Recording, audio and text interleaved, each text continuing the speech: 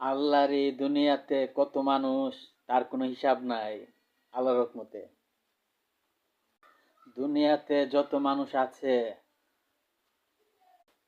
দুনিয়াতে সব জাতের মাছ দেখুন, বুঝুন।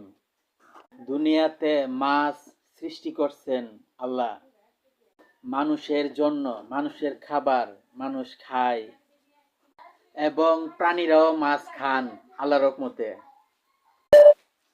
কোন মাছের আইসলা নাই বলুন, বলেন, বলতে পারেন, বলবেন, জানেন, বুঝেন,